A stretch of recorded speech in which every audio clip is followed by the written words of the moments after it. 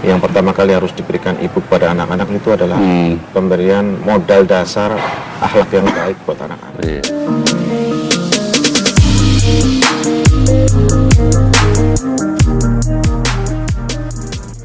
Jadi ada satu riset yang dilakukan oleh peneliti dari luar negeri, juga dari Universitas Indonesia itu menyatakan bahwa kemiskinan itu akan terjadi karena memang masalah kesehatan dan masalah pendidikan gitu kan.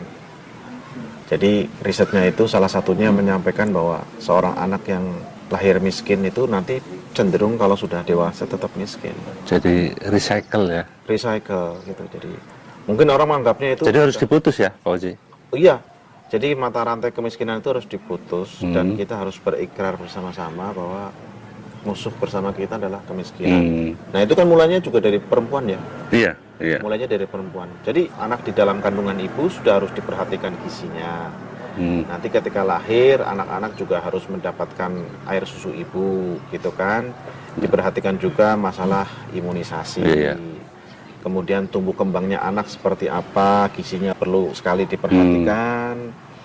Gitu kan, air bersih yang diasup juga harus betul-betul bersih, lingkungannya juga demikian.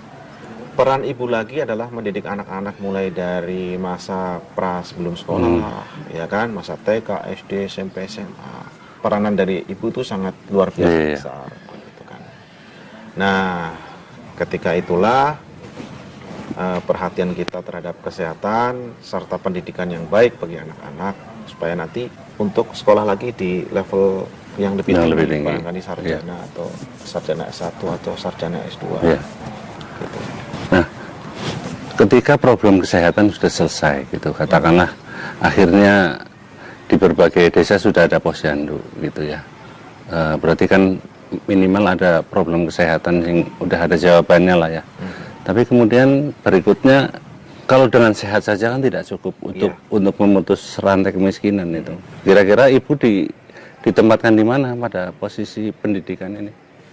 Ibu itu memegang peranan penting sekali ketika dia mulai dari anak-anak masa-masa kurang dari 2,5 tahun anak lahir itu dalam pembentukan karakter anak. Yang pertama kali harus diberikan ibu kepada anak-anak itu adalah pemberian modal dasar akhlak yang baik buat anak-anak. Iya. Ya kan begitu. Ucapan seorang ibu itu kan doa. Begitu. Jadi harus betul-betul perhatian kepada anak-anak itu harus full. Gitu kan, apalagi untuk anak-anak balita. Bayangkan apabila peranan itu tidak dilakukan oleh seorang ibu. Gitu kan. Mungkin karena kesibukan dan sebagainya. Karena kebutuhan, karena keterpaksaan, gitu kan. Ya barangkali mungkin sebagian besar, ya ini perlu riset ya. Tapi mungkin sebagian besar ibu-ibu juga menginginkan mereka lebih banyak di rumah sebenarnya. Iya, untuk mengasuh anak-anaknya, mendidik anak-anaknya. Tapi jadi, karena mungkin keterbatasan. Berarti di sini ada sebuah problem yang harus diatasi. Di sisi lain, wanita itu dituntut untuk memiliki banyak peran. Dia harus sehat, dia harus mendidik anaknya, tetapi dia memiliki kesibukan yang makan waktu sekian banyak gitu sehingga dia tidak punya waktu. Ini kira-kira ada crash program atau ini cara memotong yang lebih cepat agar wanita itu lebih banyak di rumah. Kalau sudah berbicara seperti itu kan berarti kita berbicara tentang masalah ketenaga kerjaan, gitu kan. Mau tidak mau kan berarti kita perlu membuat riset yang lebih menyeluruh. Katakanlah di Purbalingga itu tenaga kerja terserap itu berapa persen.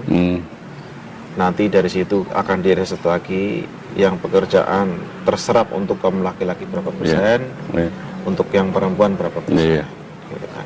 Tapi kalau secara mikro yang kita lihat secara kasat mata ya Mas, itu katakanlah banyak pabrik-pabrik, katakanlah bulu mata, ya. Barangkali itu mayoritas karyawannya adalah karyawati perempuan.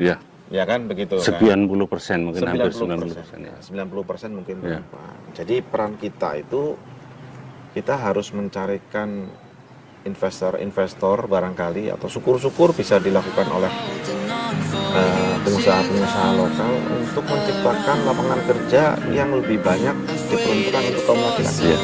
Begitu, ya.